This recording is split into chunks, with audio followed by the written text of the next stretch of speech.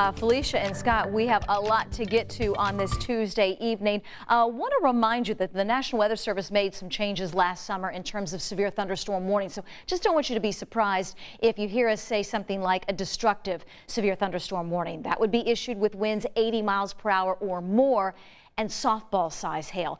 A considerable severe thunderstorm warning issued for 70-mile-per-hour winds and golf ball size hail. Our typical or base severe thunderstorm warning is issued for 58-mile-per-hour winds and 1-inch hail.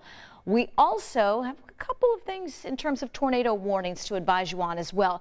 Typically, our tornado warnings are radar indicated, but they can go to tornado emergency level, and that's when a significant tornado is moving to a populated area. We don't get those very often.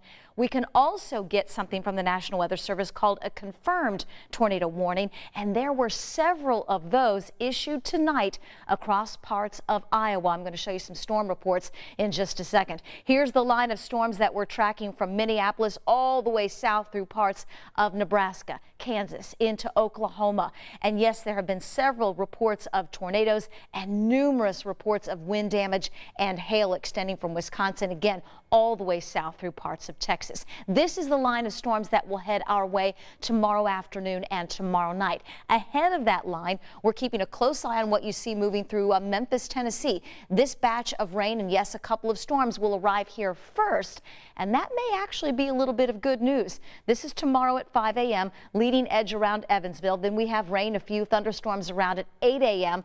If we can get this first wave to last long enough, that will keep the clouds around, and that would lower our risk for widespread severe weather. However, if we start to get some pockets of sunshine, that destabilizes the atmosphere. We get a couple of thunderstorms, individual cells that may turn tornadic. Then that line of storms that's out west gets here between, say 5 p.m. and 11 p.m. This is 9 o'clock tomorrow night. The severe storm threat should be ending this time tomorrow, but it's going to be an active day of weather. Be sure to stay with us start to finish. Storms around tomorrow, low 70s. Storms move out bright but breezy on Thursday, a high of 60.